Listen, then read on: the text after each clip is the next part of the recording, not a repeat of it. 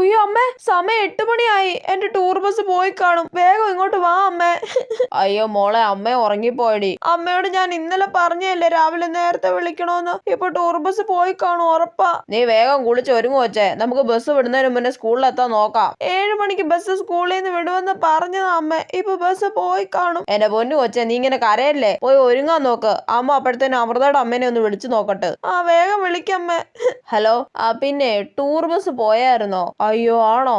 എന്താ അമ്മ, ബസ് പോയോ? അയ്യോ മോളെ, ടൂർ ബസ് പോയടി. അയ്യോ എന്റെ ടൂർ ബസ് പോയേ. ഇനി ഞാൻ എങ്ങനെ ടൂർ പോവും?